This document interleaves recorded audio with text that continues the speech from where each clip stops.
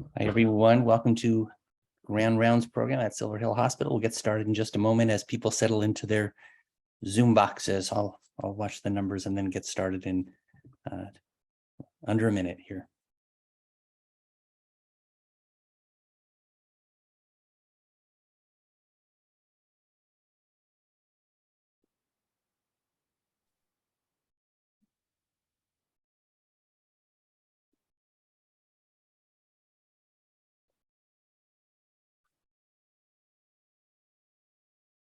All right, I will go ahead and get started. Welcome, everybody. Thank you for joining us at our Grand Rounds presentation here at Silver Hill Hospital.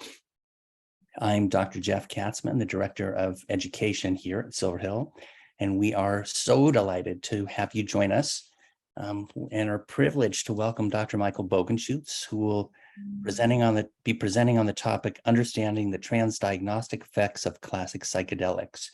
And I have the pleasure of introducing him, which I'll get to in just a moment. First, a little bit of housekeeping. This year is rounding out fast, and our next Grand Rounds will be in October with Dr. Christina Sauer presenting on the important topic of disordered eating. And you can find this and all our remaining Grand Rounds on our website calendar.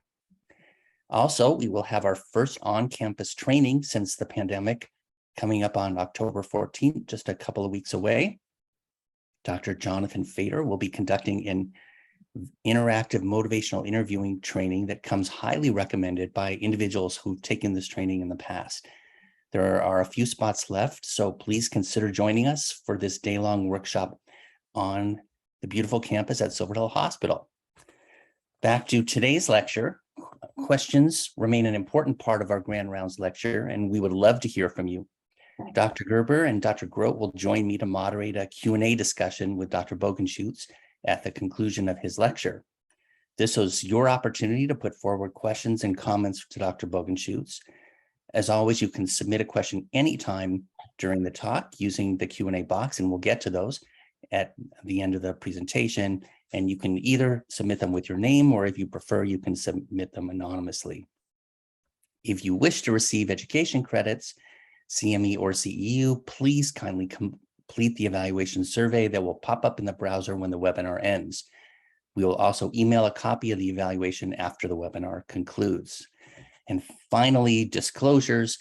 No planners of this activity have indicated a relevant financial relationship with an ACCME-defined ineligible company whose primary business is producing, marketing, selling, reselling, or distributing healthcare products used by or on patients. Dr. Bogenschutz will also show a slide with his disclosures. It is now my great pleasure and honor to introduce our guest speaker today, Dr. Michael Bogenschutz. Dr. Bogenschutz is a professor of psychiatry at NYU Grossman School of Medicine. Prior to joining the faculty at NYU in June of 2015, he served as professor of psychiatry and psychology, vice chair and division director for addiction psychiatry, and vice chair for clinical research in the Department of Psychiatry at the University of New Mexico Health Science Center, which is where I had the good fortune of meeting Michael. For 10 years, he was principal investigator of the Southwest Node of the National Institute on Drug Abuse Clinical Trials Network. He founded and was formerly director of the Addiction Psychiatry Fellowship program at UNM. Dr. Bogenschutz has over 20 years of experience conducting NIH-funded research related to development and understanding of pharmacologic and behavioral treatments for alcohol use disorder, other addictions, and co-occurring psychiatric disorders. Over the past several years, much of his effort has focused on exploring the therapeutic potential of serotonergic psychedelic drugs such as Psilocybin and Mdma, leading to his appointment as the founding director of the NYU Langone Center for Psychedelic Medicine in 2021. He recently completed a placebo-controlled trial investigating the persisting effects of psilocybin versus active placebo on craving, self-efficacy, and drinking behavior among treatment-seeking alcohol-dependent individuals. And he's the PI of the multi-site phase 2B trial of psilocybin for alcohol use disorder that will launch in early 2023. Almost Although most of his research has been on the treatment of addiction, in recent years, he's also become actively involved in clinical research on PTSD with and without co-occurring substance use disorders. He served on a series of MAPS-sponsored MDMA-assisted treatment for PTSD. He is also project lead for a large-scale trial studying the effects of topiramate in people with alcohol use disorder and co-occurring PTSD, which includes functional neuroimaging and the use of machine learning to identify likely responders to topiramate. He is also conducting early-stage clinical studies of the effects of cannabidiol and alcohol use disorder with and without co-occurring PTSD. Michael is really a rock star. I was in a meeting, a virtual meeting at UNM, and I started getting all these texts. Did you see Michael Bogenschutz is on the news, and everybody from UNM was cheering. I want to add that Dr. Bogenschutz is beyond everything that I said, a really great person. He's been a friend and colleague for over 2 decades since we worked together in leadership at the University of New Mexico and shared thoughts about where our department was heading at various points. And this current topic is really among the most requested topics that we've seen in the evaluations that have come from all of you. So thank you, Michael, for joining us. I really don't know of someone else with the expertise that you have who can really talk on this topic so eloquently. So I pass the baton to you. Thanks again for joining. I will turn my video off and come back at the conclusion of your talk, and we'll have a panel discussion. Thanks.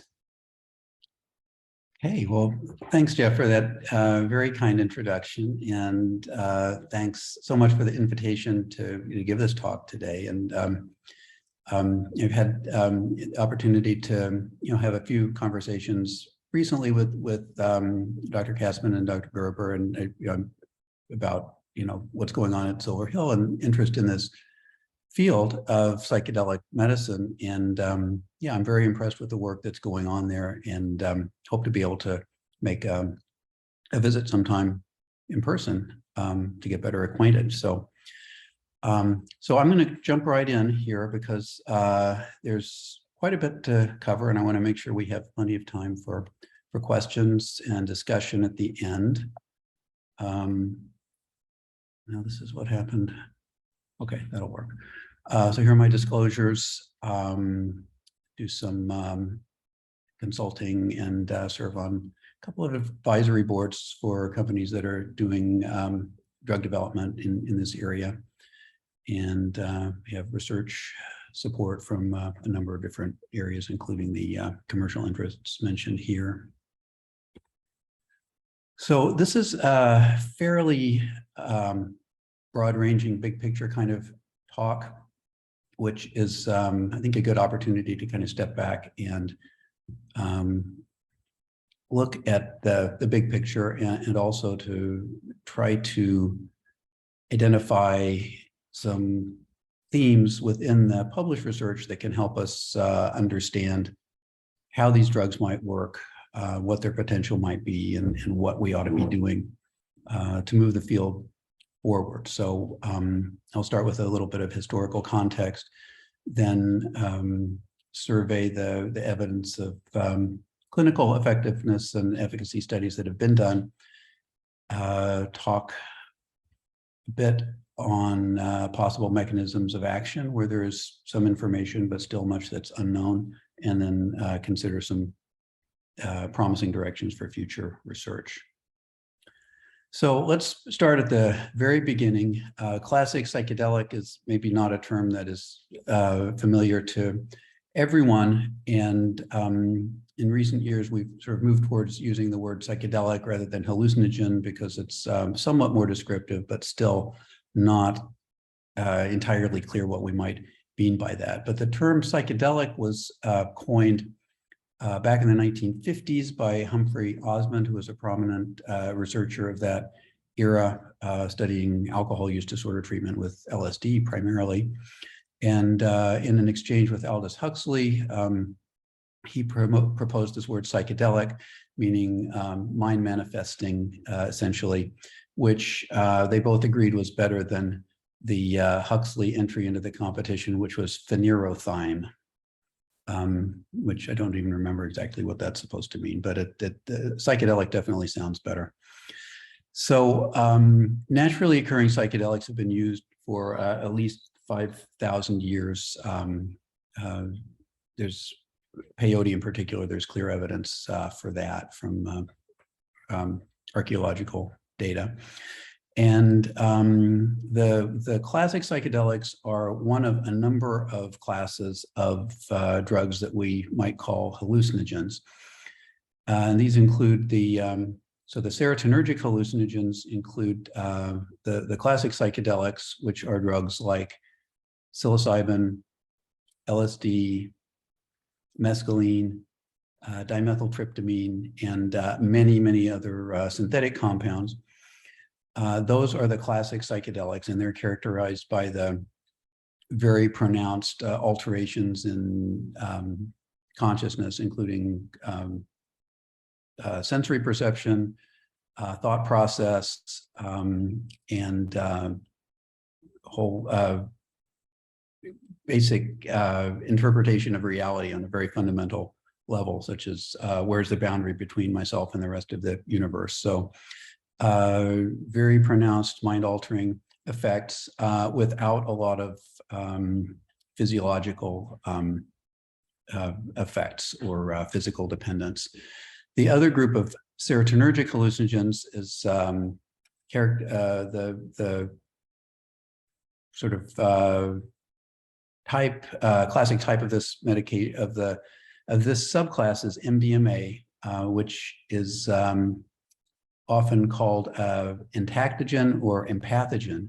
And these drugs don't have the prominent sensory effects or alter consciousness quite so profoundly, but they have a very pronounced effect on people's sense of safety and their sense of connection to other people and their sense of connection to their own internal world. And so those drugs are related, but have very different effects and mechanisms of action. There are other groups of hallucinogens that we won't talk about today that include the NMDA antagonists, which include ketamine and PCP, and kappa opioid agonists, ibogaine, and deliriants such as scopolamine and atropine that can cause hallucinations but have otherwise very different sorts of effects. Going back into the 1950s, a lot of people don't realize today that there was a great deal of research and interest in the use of LSD in particular as a potential treatment for many different disorders. First among those was alcohol dependence, where there was a great deal of interest and a number of controlled trials, which I'll summarize in a moment. And during that era, there was principally two models of treatment that were used, which were termed the psychedelic model and the psycholytic model. And the psychedelic model, which was used in really all of the alcohol use disorder work that was done in the United States, employed high doses of usually LSD in a very few number, usually just one session. And the goal was to produce a very profound state of ego death, essentially, which was thought to be the active ingredient in this treatment and would result in changes in personality and changes in behavior over time. And the other model was called the Psycholytic Model, which was used more in Europe, but also in the United States. And this involved using psychedelics adjunctively in lower doses in the course of a more traditional, generally psychoanalytically oriented psychotherapy. And so that was studied less in randomized trials. It was more longer term treatment and more in the context of psychotherapy. So although there was a lot of research done in that era, most of the studies were poorly designed by today's standards. And so the results that can be, or the conclusions that can be drawn from them are somewhat limited. And then in the 1960s, while all the science was going on, there were a lot of other things going on culturally, which did not end well. I don't know if you recognize these two individuals, but this is Timothy Leary and Richard Albert at Harvard in 1961, looking very Ivy League and buttoned down and bucking for tenure and that sort of thing. And within a few years, things were very different. This is sort of meant to convey the atmosphere of the time. So that's Timothy Leary in the center, looking quite altered. And on the left here, sitting with his guru, is Richard Albert, who's now become Ram Dass. So there was a lot of things happening that were frightening to people in the world at this time, and it was strongly associated, much of it, with the use of psychedelics. And so in this context, it came to be believed that the psychedelic drugs were really too dangerous to be used in clinical medicine, and the whole enterprise really came to a crashing halt. And that was it for several decades until really the mid-90s, when gradually some clinical work, mostly initially in normal volunteers, started to happen again with classic psychedelics. So since then, you can see this is sort of the course of a number of publications per year over the past 70 years or so. And so you can see there was a peak at around 1970, and then very little happening until 1990, and then this gradual uptick, and then more recently, a rapid acceleration in the amount of work that's been done in this area. So, so that's kind of how we got to where we are today. So let's go back and look at the, what data there are in terms of how these drugs actually affect the course of addiction and other disorders. So we'll start with addiction. I mentioned there was a fair amount of work done back in the 1950s and 60s. These trials had their limitations, but there were 6 randomized controlled trials that were done in the late 1960s. All of these used a single high dose LSD session combined with varying degrees and types of psychotherapy. These were mostly severely alcohol dependent male inpatients. They received whopping doses of LSD, 210 to 800 micrograms, which is a very, very high dose. A street dose of LSD would be on the order of 50 to 100 micrograms. So very high doses. And when a meta-analysis was done many years later in 2012, it demonstrated that there was, in fact, a consistent and fairly robust effect across these 6 studies favoring LSD over the control conditions. The overall odds ratio at the first available follow-up time point was almost 2. So the psilocybin, or LSD, sorry, treated patients were almost twice as likely to be abstinent or near abstinent at follow-up. And significant effects were sustained for 6 months across these studies that had follow-up for that long. So this is, within the limitations of these studies and just the methodology of a meta-analysis combining disparate studies like this. It's suggestive that there may be something interesting going on and worthy of further research. This is, there was one controlled trial that I'm aware of using LSD to treat opioid use disorder. And this was a fairly well done study by the standards of the day, fairly small, but 37 participants per group. And these were people who were getting out of jail and going to be on parole. And before parole, the treatment group received a single high-dose LSD session during inpatient treatment. And the other group was referred directly to the parolee aftercare clinic. And both groups then were followed up with daily urine monitoring for a year. So very tight follow-up. And so the figure here shows the rates of maintaining total abstinence over the course of the ensuing year. And you see that about 25% of the treatment group was abstinent for that whole period of time versus maybe 5% of the control group. And these were, this was in the days, at least at this location, there was no methadone or any other pharmacotherapy available. So again, limited study, but fairly striking finding in this one study that was done.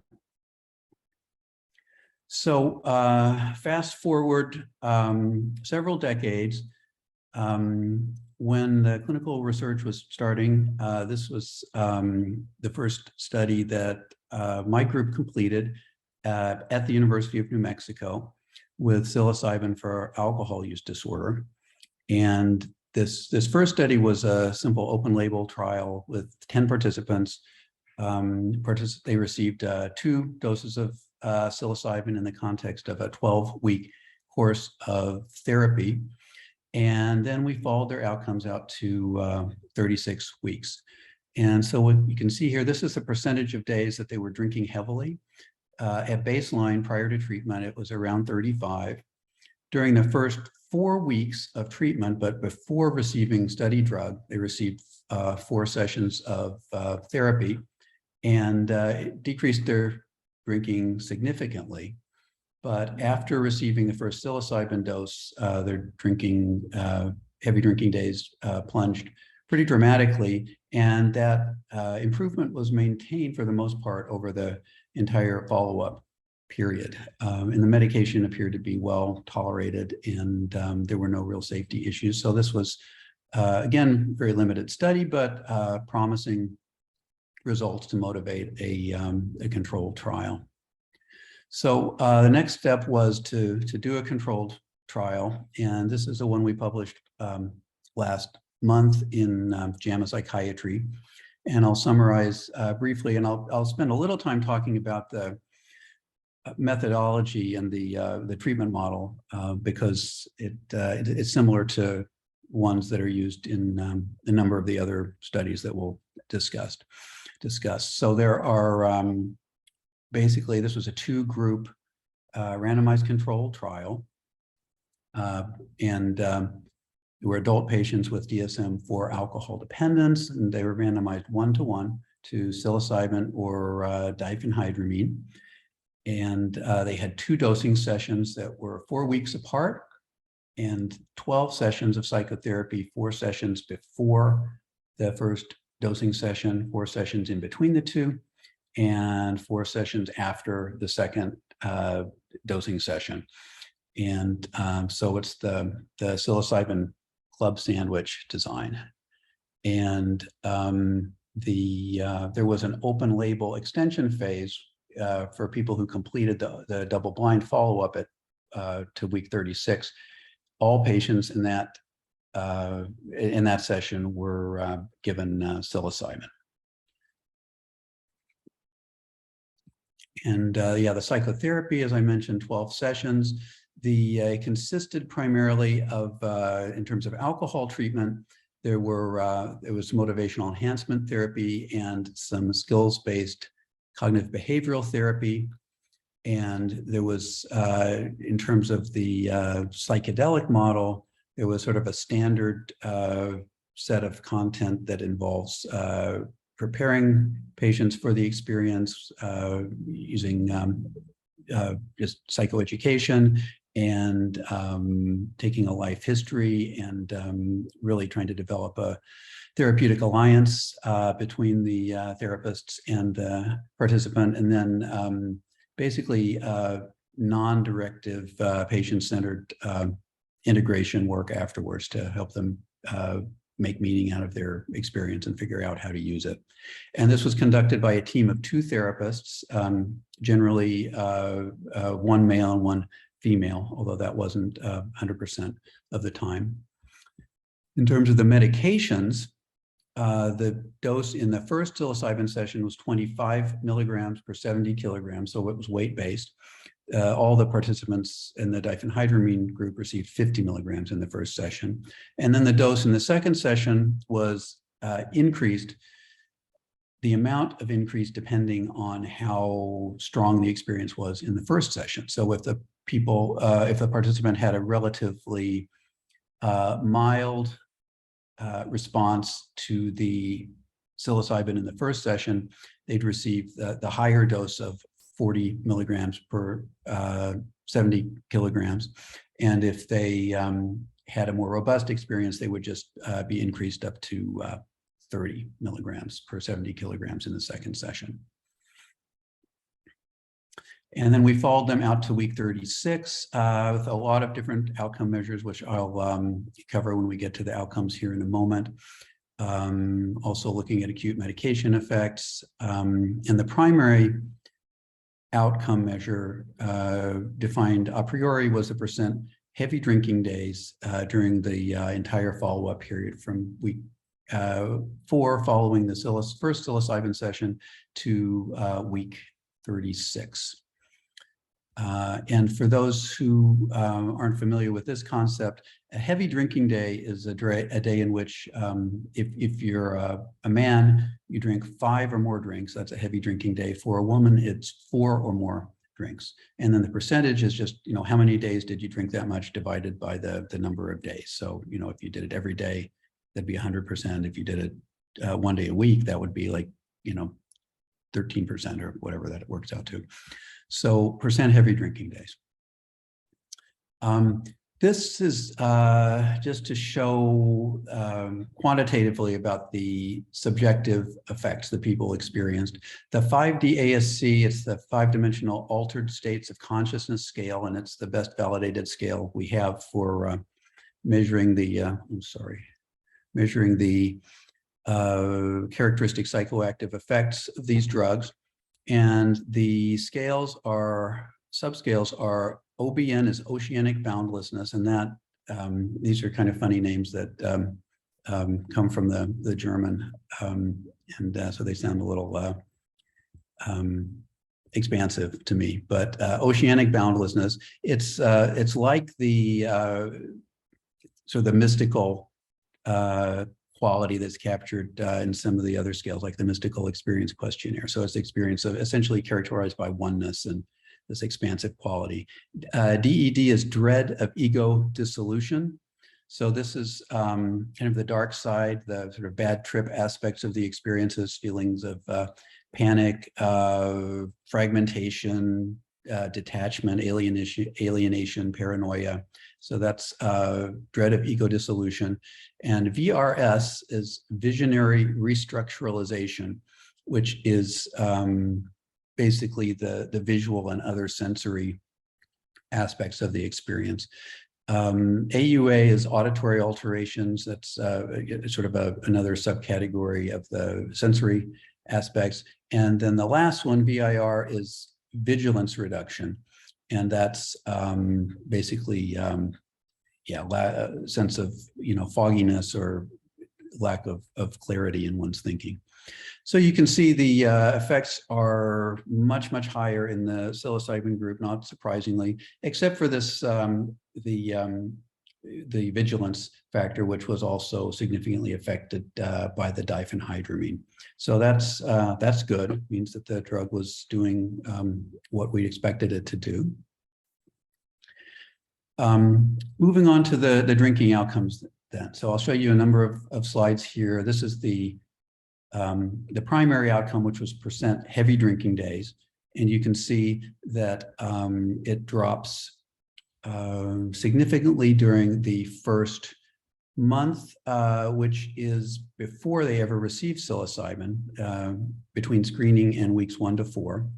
And then after that, there's a pronounced separation between the psilocybin group and the control group, showing that, which is maintained over the entire period of follow-up. So this was a statistically significant difference, and the effect size was Hedges G of 0.52, which is a robust, medium-sized effect, much larger than what we see with most, well, with any available treatments for alcohol use disorder.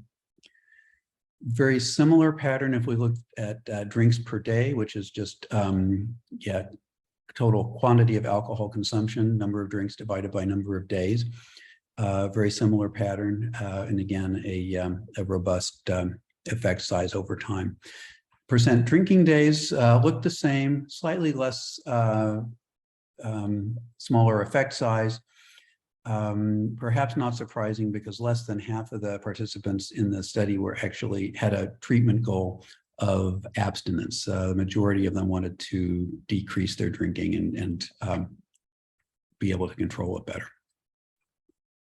If we looked at dichotomous outcomes, which are favored by the FDA in terms of identifying who responds and who doesn't, we looked at a number of things, and I'll just highlight a couple of them, which I think are particularly striking. So in terms of abstinence, in weeks 33 to 36, during the last 4 weeks of the follow-up period, 6 to 7 months after the second treatment with study medication, 48% of the psilocybin group were abstinent, 24% of the control group were abstinent. So that's 2 to 1, and almost half of the psilocybin group were abstinent then.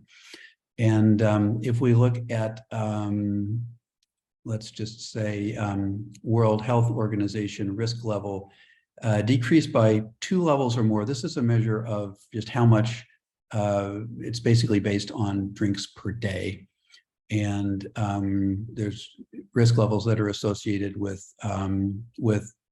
health consequences of drinking. And so both in the first month and persisting for the entire 7-month follow-up period, over 60% of the psilocybin group achieved that level of drinking reduction versus 40% in the control group. So these are pretty robust effects, again, across really all of the secondary drinking measures that we looked at. This is a measure of problems related to drinking. So this is the short inventory of problems, and the total score was decreased, again, in both groups decreased, but the decrease was substantially larger in the psilocybin group. And this was true for most of the subscales individually as well. So that's the alcohol study that we completed. There's been quite a bit of work in other addictions as well. These are the primary results from the smoking cessation pilot that was published a year before the pilot alcohol study that I showed before. And this showed abstinence rates 12 months after the 2 to 3 psilocybin sessions that were used in this study. Those who received psilocybin reduced their drinking. This is the continuous measure of cigarettes per day. So you can see a huge decrease, and the abstinence rate was 80% at 6 months, and 2/3, 67% at 12 months. So, and then still over half at long-term follow-up. So if you're familiar with what the usual rates of response are to nicotine replacement therapy or varenicline, if you get 30% abstinence, you're doing very well. So these are quite impressive results in a pilot study. Matt Johnson and his group have an ongoing open label study where they're contrasting psilocybin to nicotine replacement, an open label study, and these are interim results. The study is nearing completion, but it looks like the psilocybin treated patients are doing substantially better than the NRT patients in this study. So hopefully they'll be done with that pretty soon. And this is some preliminary results from an ongoing study in cocaine-dependent patients that's being done at the University of Alabama. And again, this is just the first 10 participants in this study, but you can see starting at the EOT is end of treatment. You can see that, well, 100% of the patients were abstinent versus, still pretty good response in the placebo group, but really amazing response in the patients who received psilocybin. And these were really severely dependent crack cocaine users who had very low socioeconomic status. So it's, again, very encouraging pilot data, but will need to be replicated. So the next area that's been studied, this was actually another one that was studied extensively in the 1950s and 60s, although there weren't a lot of control trials done. But anxiety and depression in people who are facing a life-threatening illness and possible death. Well, we're all facing certain death, but sooner than they had expected to, dealing with the fact that it's they may die soon. So this was, there were two studies published in 2016, which had very similar results. And this is, it was psilocybin, single session psilocybin versus very low dose psilocybin, 1 milligram or 3 milligrams in the study. And so you can see these are scores on, the top three are depression scales. And then we have 2 anxiety scales and then a total mood disturbance scale. So you can see on all of those at the post-treatment time points. The first post-treatment time point is the one you want to look at because they had a crossover after that, and the other group got the low dose group then received the high dose, and conversely. So post-treatment 1, you see a big separation between the psilocybin and or the high dose and the low dose on all of these measures, and then the difference is diminished after the other group receives the active medication. These were large effect sizes, and the double-blind follow-up was only 5 weeks because of the crossover, but very impressive effect sizes. And then this is the other study that was done by Steve Ross at NYU. And similar, this is just for the, this was crossover, but I'm showing you only the pre-crossover results here on some also depression and anxiety measures. And without going into the specific ones, you can see again, post-treatment, large effect sizes across most of these measures, and they were maintained again over the entire follow-up period of 7 weeks in this case. So that's, again, impressive effect sizes, and those were randomized controlled trials. So more recently, really on the basis of that work, there's been a great deal of interest in psilocybin treatment of major depression. And there was an earlier open label pilot study done by Robin Carhart Harris and his group at Imperial College that I won't show you right now, but that was impressive. And again, as that sort of open label pilot study, this was study done again at Johns Hopkins, comparing psilocybin to high dose psilocybin sessions in patients who were with MDD, who were not on other medication. And this was a waitlist control, so that is a design limitation here. It was an open label study with a waitlist control group. But notwithstanding that, you see a very impressive separation persisting over these 8 weeks. So, some of that may be expectancies, but they are impressive effect sizes of Cohen's d greater than 2 in this case. So, so impressive, but not a perfect study. And then this was the second Carhart Harris study, which contrasted psilocybin, 2 sessions of psilocybin 25 milligrams to escitalopram. So this was a double dummy, double blind trial comparing the two active treatments. And although they didn't achieve a significant separation between the two groups on their primary outcome, there was significant difference on a number of the secondary outcomes. And bear in mind, this is contrasting psilocybin to a an effective FDA-approved treatment in a study with only 59 patients. So in retrospect, perhaps it was a bit ambitious to expect to see significant differences between groups versus an active treatment, which is usually not what people do if they want to demonstrate efficacy. But it was there were trends suggesting that there was that psilocybin was actually more effective on some of these measures than was the escitalopram. Okay, so that's really pretty much what we have. So I think what is striking, I think, is on the one hand how impressive the results are in terms of effect size and how consistently large the effects are across these different indications.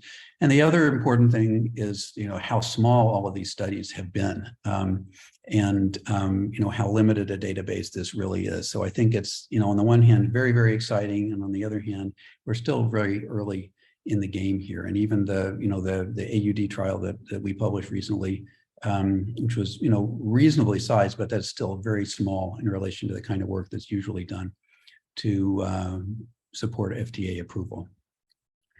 But there is interest in the use of psilocybin for a number of other indications, OCD, where there's some active work going on, anorexia nervosa.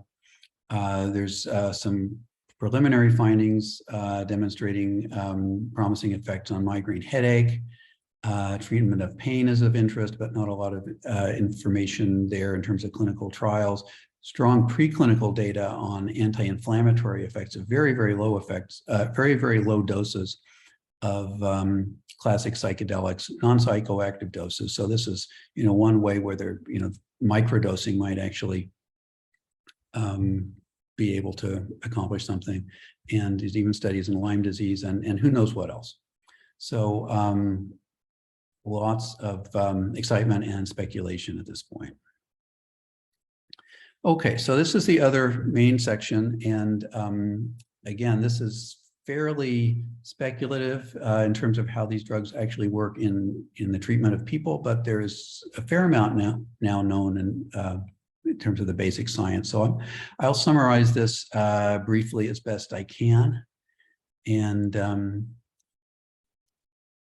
this is a slide demonstrating the actions of psilocybin at the primary target, the 5-HT2A receptor, and the downstream signaling cascades. So I'm not going to go through all of this, but the important thing to know is that there are a number of signaling pathways that are activated in part or completely by serotonin 2A receptor activation. And they're including the usual one, which is this phospholipase C pathway, but a number of others as well. And different ligands at the 5-HT2A receptor exhibit what's called biased agonism, which means you get different these secondary signaling cascades are activated to different degrees, relative to each other, depending on the exact shape of the molecule, such as serotonin or psilocybin that's binding here to the 2A receptor. And sorry, back. So different psychedelics may have different effects at that receptor. And it's also important to note that all of these classic psychedelics that we're talking about have significant effects at other serotonin receptors and dopamine receptors, and in some cases other metabotropic glutamate receptors. And so they're fairly dirty drugs, which is maybe one of the reasons that they're as effective as they seem to be.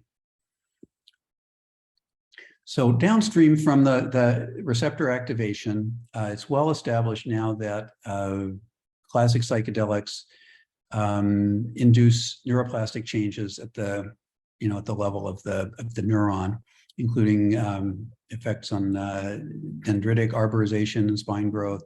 They can stimulate synapse formation, and many of these effects are similar to those that are produced by ketamine, but possibly more long-lasting. And they're mediated in part by BDNF, brain-derived neurotrophic factor, and other neurotrophic factors in the brain. Downstream from that, we have pretty good information now from functional neuroimaging about the acute changes in brain function that are caused by psilocybin and LSD.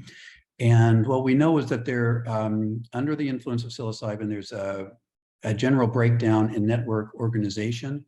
There's increased functional connectivity across different canonical networks, including the default mode network and the task positive network. And just more generally, there's just an overall increase in global brain connectivity and a disorganization of the canonical networks that are that underlie our normal thought process. So there's just a more chaotic, less tightly organized brain activity. Downstream from that, the persisting changes in brain function are much less well understood. There are just very few neuroimaging studies published at this point, but there's some evidence suggesting persisting changes in the processing of affective stimuli, both positive and negative, perhaps some increases in functional connectivity within the default mode network and globally, and some very limited evidence suggesting that some of these effects may be related to changes in depression. But these are very, very preliminary findings, so I wouldn't take any of this very seriously at this point. We need to do a lot more work on the persisting changes in brain function. In terms of what we can measure quantitatively about people's psychological state, several studies have shown increases in the personality dimension of openness following psilocybin treatment. This is a replicated finding. There's also one published report of decreases in neuroticism in the treatment-resistant depression patients following psilocybin treatment. Increased mindfulness has been reported, which was associated with a transient decrease in the density of the serotonin 2A receptors. The receptors bounce back, but the mindfulness persisted, which is kind of interesting. And this was in another normal volunteer study, increased conscientiousness and absorption 1 month after psilocybin administration. So again, somewhat limited, but in this case, at least we have some replication in terms of the personality changes. And then there's the big question of, how important is the actual experience that people have versus the sort of more proximal changes in brain activity that we can measure.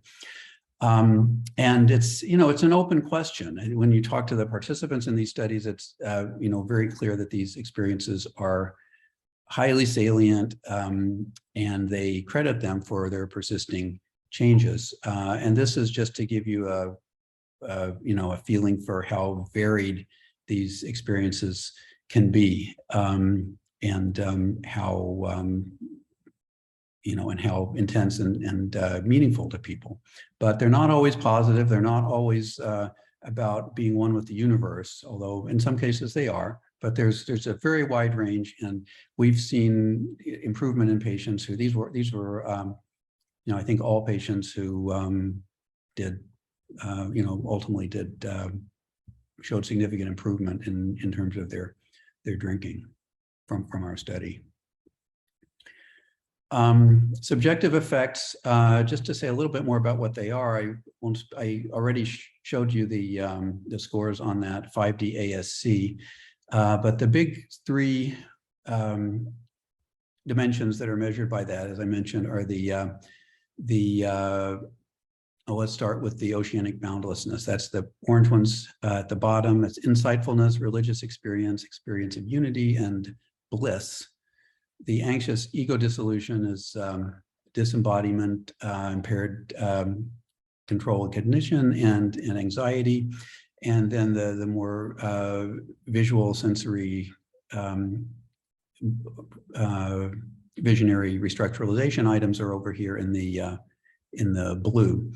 And this slide is mainly to show that there's significant overlap between the effects of psilocybin and ketamine, but also some significant differences. So the ketamine is shown on the right and psilocybin is shown on the left. And so ketamine is particularly known for this disembodiment.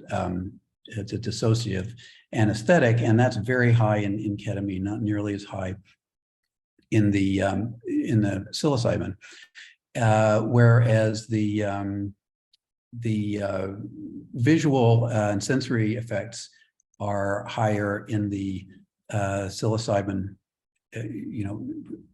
In the psilocybin treatment is associated with larger increases in that area than the ketamine, and also in terms of the experience of unity and bliss. Those aspects are higher in the psilocybin versus ketamine, but there is a great degree of overlap, which is, I think, important to know.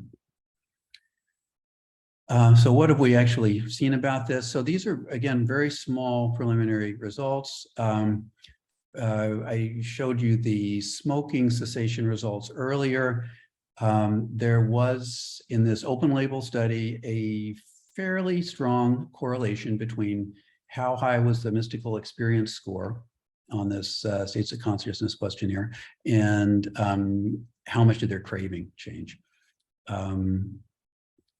In our alcohol use disorder pilot study, there were also significant correlations between this was the sort of the summary total score from that 5D ASC, so more of an intensity measure, and changes in percent heavy drinking days. So this is again very strong correlation, but we're only talking about 10 people here.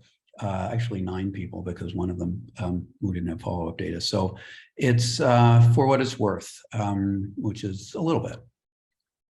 In the cancer end-of-life studies, there were also some significant associations noted. This one from the Hopkins study combined the two groups, the psilocybin and the control group, which I think is probably not the best thing to do, because I'm not sure what it means to consider what the mystical experience does when you receive a placebo medication that almost certainly didn't cause a mystical experience. But they did demonstrate statistical mediation in this study, which again is, does not imply causality, but it's a step towards that. And in this was the Carhart-Harris treatment-resistant depression study. They had some moderate size, not huge correlations, but positive correlation between oceanic boundlessness and changes in depression score. Negative correlation between dread of ego dissolution, that's the sort of bad trip type items, and improvement. And when they compared the responders and non-responders, you see a different pattern of experience in the responders versus the non-responders. Post hoc, open label, small group, for what it's worth, and only correlational. So, but of some interest. So, in the randomized controlled trial that I mentioned earlier with for major depression. This is the waitlist control study.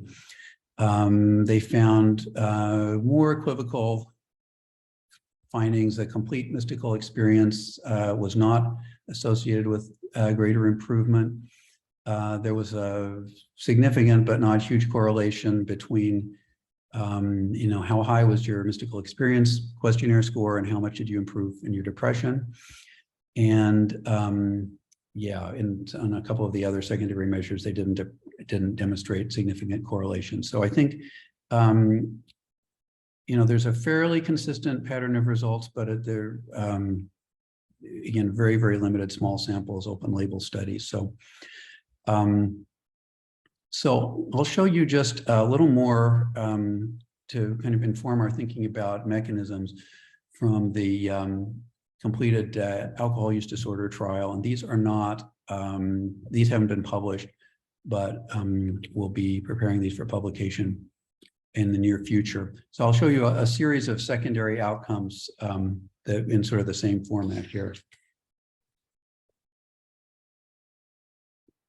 So this is craving over time. And again, we have in all of these slides, the psilocybin group will be in red. And we're looking at all the time points with the first psilocybin session happening after this week 4 second time point. So no medication until after that assessment. And for the craving, you can see there's these are actually pretty robust differences and statistically highly significant differences across time in the in craving, which was associated in some preliminary analyses with degree of improvement in drinking. Again, for what that's worth. And temptation from the alcohol abstinence self-efficacy scale. This is sort of a secondary craving measure. Again, you see a robust separation between the groups, although in this case, it doesn't really happen for the most part until after the second psilocybin session, which is somewhat interesting. But large effect there as well. This is the actual self-efficacy scale from the AASE. So it's how confident are you that you could resist drinking if you were in various high-risk situations, like passing your favorite bar or having an argument with your boss or your spouse, or feeling down or whatever. And so the confidence in the psilocybin group really increased much more than it did in the control group. And then this is a self-compassion scale. So this was one that we added really because one of our study team members, Gabby Agenlibas, who was a coordinator at that time, went on to, she's now graduated from a PhD program. And this was her dissertation was based on this. So we added this self-compassion scale. So this is a measure of pretty much what it sounds like, degree to which people are forgiving towards themselves and sort of self-nurturing and self-loving. And on the other hand, not self-critical or overly self-critical or self-demeaning. Yeah, self-compassion. And this was, I think, the largest effect we saw on any of the secondary measures. Really, immediately after week 4, there's a big increase in the psilocybin group, and it just only grows over time. So clinical significance of this, remains to be seen, but it's it's consonant with what many of our participants said to us about experiences of being forgiven, forgiving themselves, being forgiven by God, or just feeling like they were okay and could accept themselves and love themselves. So we replicated a lot of the changes in personality that have been observed in the prior studies, including decrease in neuroticism, increase in extroversion and openness, and increase in conscientiousness in the psilocybin group. And if you look within these dimensions, there are sub-dimensions or facets So it's important to look at, exactly what it was that changed. So the psilocybin treated patients reported less depression, less impulsivity, and less emotional vulnerability, increase in positive emotions, increased openness to fantasy or their imagination and to their feelings. And this was one of the strongest effects that we saw here, and increase in deliberation, which suggests that they're having better self-control and being more mindful about decisions that they make, and impulsiveness goes along with that too. So that's, these are all things that certainly would be relevant to treatment of alcohol use disorder. Still unpacking the subjective effects in their relations to drinking, but so far really have not, it does not appear that there's a strong relationship between the subjective experience measures and drinking outcomes. And this is, I'm showing separately here for the psilocybin group on the top and the diphenhydramine group on the bottom. And so, I mean, this doesn't mean if this is, if this holds up and we really can't demonstrate significant correlations, it doesn't mean that the subjective effects aren't important, but it may mean that, there's not a threshold or you don't necessarily have to have the totally overwhelming experience that most of these people, almost everyone had a strong and highly meaningful experience. And as long as that happens, it may not matter, how high you score on the scale or if you experience your ego death or whatever. So yeah, so that's it for the data. So just to sum up here, where do we go from here? Obviously, you see how small these studies are and how few, so we need more and larger studies. There's issues with, blinding, which I didn't mention this, but the 95% or so of the patients were able to correctly guess which treatment they received. So that's, we can do things to try to mitigate that, but we're kind of stuck with the fact that people are going to know usually what they got. So we can think about designs that can deal with that. We can do more functional imaging since those findings are more objective.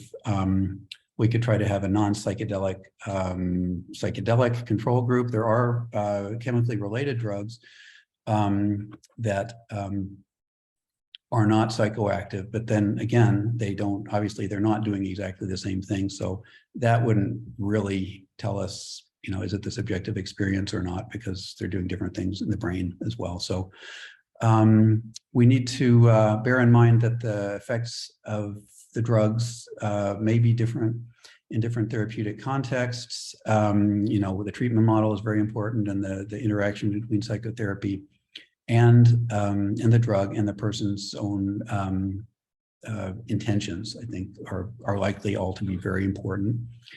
And and we, at some point, we need to be able to try to figure out who's likely to benefit and who's less likely to benefit from these treatments. And we'll need much larger samples and more sophisticated statistical approaches to do that. And so to conclude, we can say clinical research is accelerating rapidly, and we have some very exciting results from the studies that have been done and very large effect sizes. We are now moving into larger scales trials, and in the alcohol field, we're gearing up to do a 15-site study with 226 participants, which will be run to the standard of a registration trial, so a phase 3 study to be presented to the FDA, and that's moving along. Treatment of major depression is moving along as well. Large-scale phase 2 studies have been completed, though not published yet. And I didn't even talk about MDMA because it's just too much to cover. But the MAPS sponsored program of MDMA assisted treatment for PTSD is moving along very well, and the second of the phase 2 trials is going to be finishing up before data should be locked before the end of the year. We've been participating in those studies as well, and so I think it looks very good in terms of eventual approval of MDMA for PTSD. We really just don't know that much about the mechanisms, and especially the more clinically relevant changes in in psychology and behavior that are likely driving the clinical outcomes. Remains to be seen how great an impact these drugs will have on psychiatric treatment, but my hope is that they'll make a big difference. We really obviously are very much in need of some new and more effective medications. And beyond the clinical impact, I think we stand to learn a great deal about how the brain works, how our mind works, and how people change. So that's about it. And it's my final slide to look at while we have some time to discuss. Thank you. Thank you, Dr. Bogenschutz. That was amazing. That was like a tour de force. I really, really appreciate it. I have wonders. I think I could talk to you for hours about some questions. Let me turn first to Dr. Gerber. You have any thoughts or questions for Dr. Bogenschutz? Sure. I'll share a couple of thoughts, but I'm going to be brief because I'm sure everybody has questions and really want to open it up to the group. So first, let me start by just echoing what Jeff just said. I mean, what an amazing, as I think we all know, there have been a number of exciting talks. I've heard some of the people you've spoken about and cited, and I have to say this is the richest data talk I have ever heard on the subject of psychedelics. And it feels so important to me. It's not that data obviously is important in everything we do, but for I think reasons we can all speculate about, this topic in particular seems to elicit a lot of strong feeling. And of course, part of our job, I think, is as professionals is to sort of temper that. And I think you've done that so beautifully in this attention to data in the talk today. So thank you for that. So along those lines, I wanted to make a couple comments, and then, obviously welcome to speculate, or we could just open it up, because I suppose others will comment on similar things. The first thing I wanted to ask about was just this expectancy, because I can't think of a single treatment in my career going back, let's say 25, 30 years that had as much hopefulness about it. And of course, on the one hand, hopefulness is amazing, and it gives people so much excitement about the future and hope about these very difficult illnesses. But of course, there's always danger in hopefulness that things will disappoint. And if you set the sights too high, it's almost inevitable.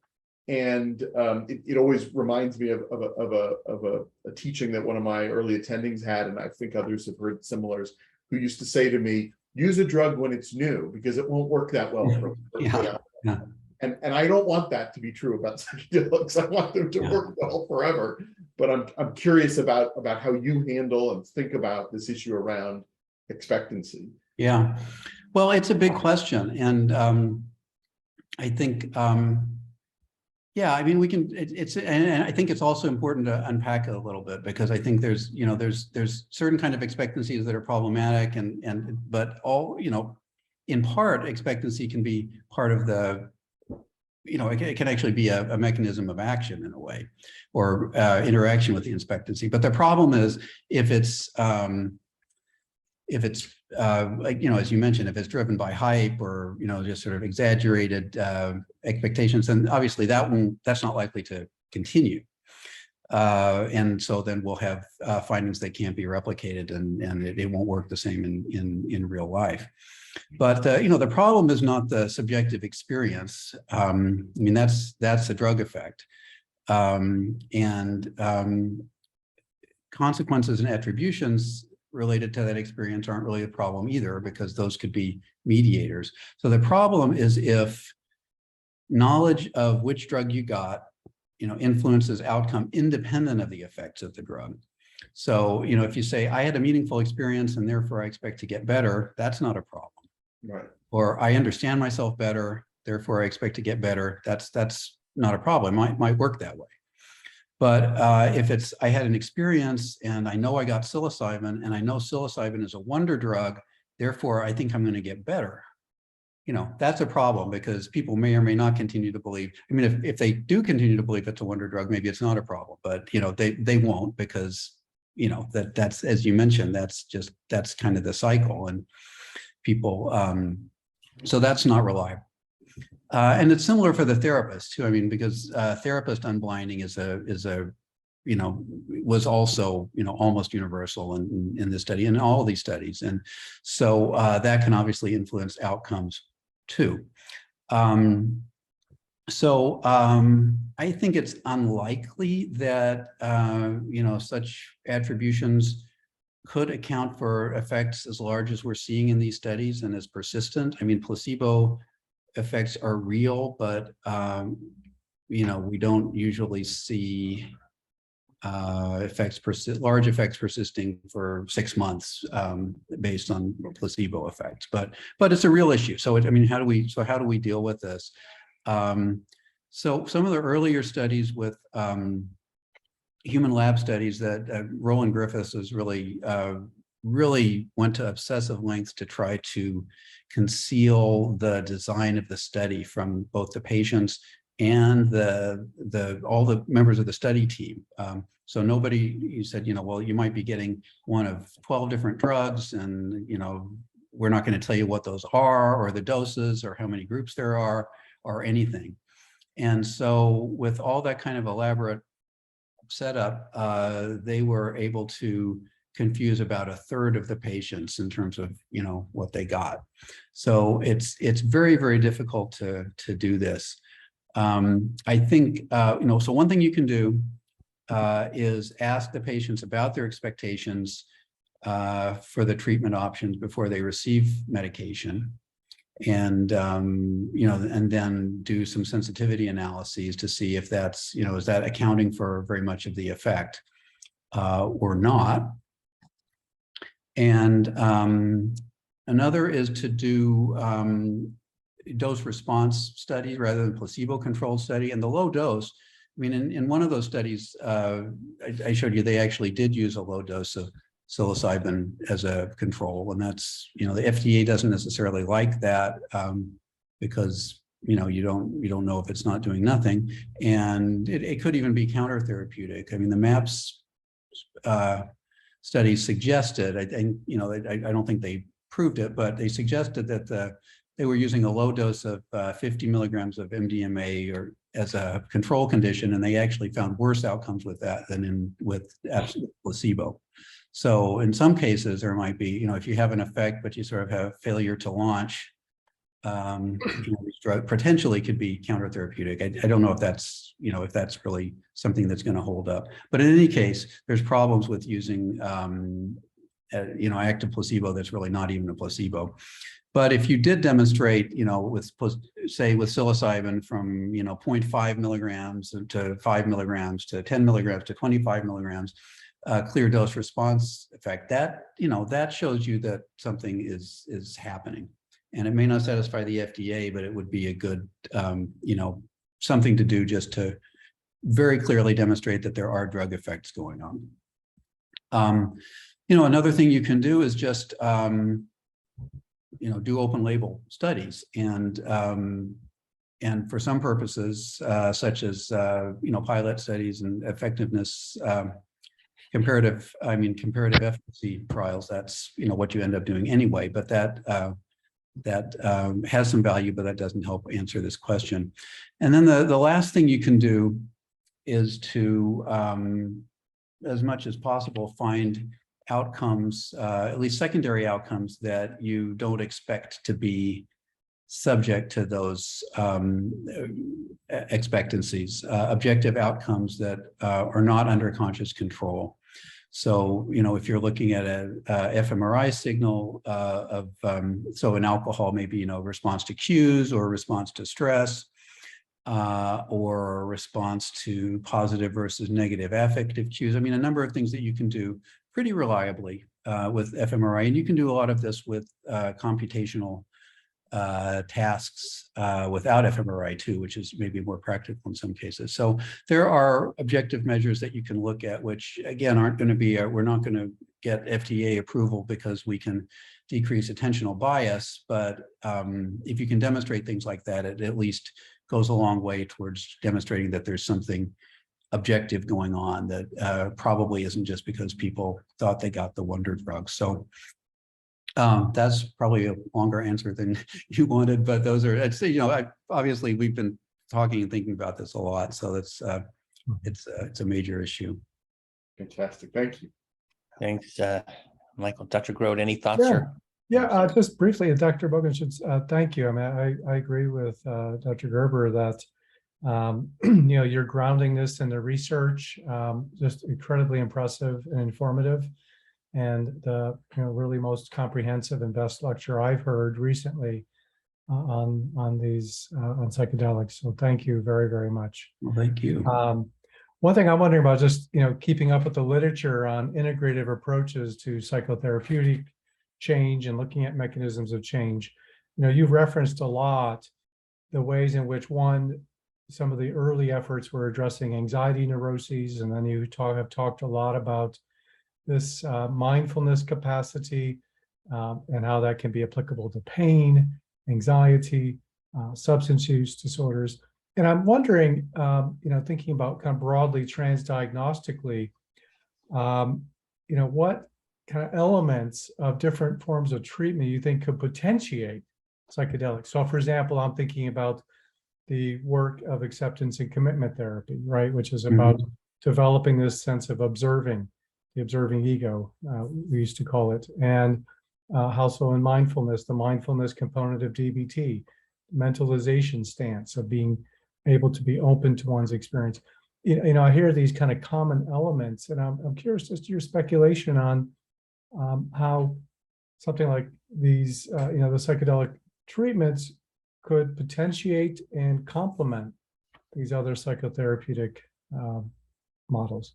Yeah, well, I agree with your hunch that mindfulness would be a good approach to include in these psychotherapies, and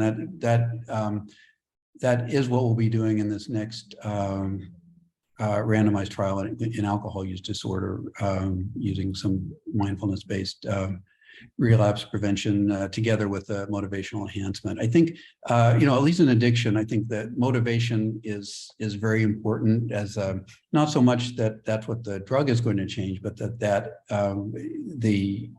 and again, this is this is a belief. This is not something that's been demonstrated, but it's kind of an assumption that I think most of at least the approaches that are seeing a psychotherapeutic aspect of treatments being critical, and really that there's the interaction between the patient and the drug and their intentions and the therapy that they receive that yields the large effects that we're seeing. Yeah, I think the patient's intentions appear to be very important, and I think in addiction in particular, I mean, I think if you imagined that you could, thought experiment, we find people on the ward who've been going to detox, and they've been detoxed 20 times, and they never get better, and we strap them down, we give them psilocybin.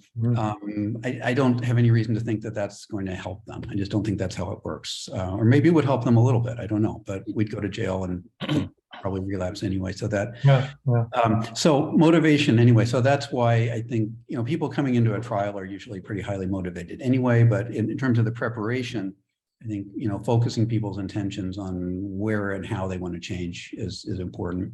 And then, I don't know that the specific tools that we give people are that important. I think the support is important, and the non-specific ingredients of therapy do carry a lot of weight in terms of therapeutic alliance and support and competence, and and so just sort of a basic patient-centered, client-centered approach, I think, is sort of foundational.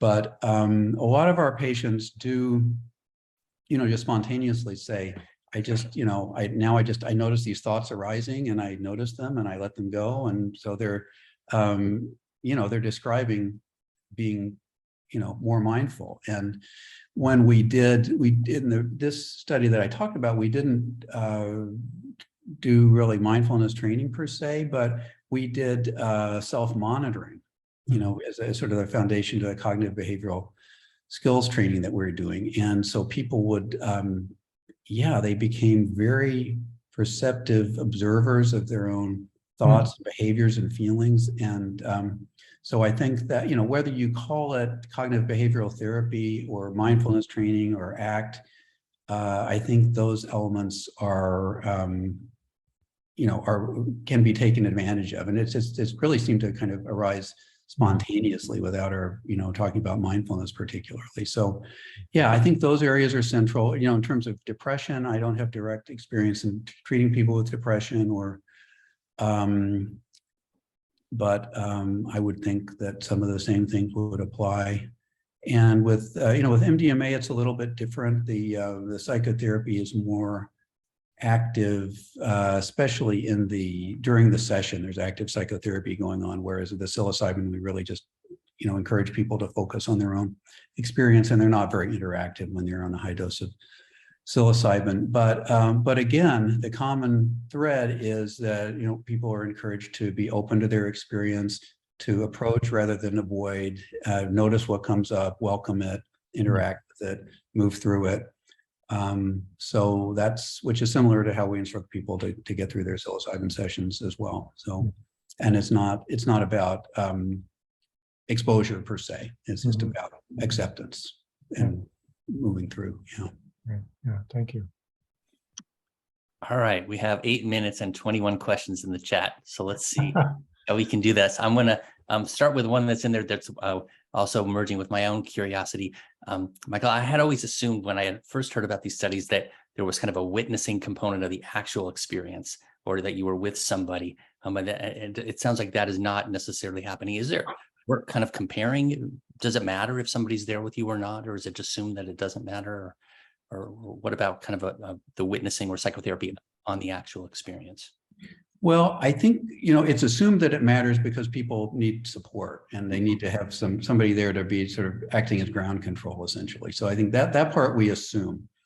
But it's certainly not universal that people come out of their experience and they want to talk about it a lot. I mean, in fact, often they just sort of can't even put it into words and don't want to go there. They often will say they felt very connected and supported, and had a lot of loving thoughts towards their therapist during the session, but there's not a lot of interaction going on. So I think the relationship is important, the support's important, and afterwards the integration, having an opportunity to really talk about it in a supportive and non-directive way. I mean, I think that's the other thing in terms of, I said client-centered. I think, it's important to underscore that people are really, all psychotherapeutic patients are vulnerable, and there's a power differential. But when somebody is, out of their mind on a high dose of one of these drugs, or feeling in the state of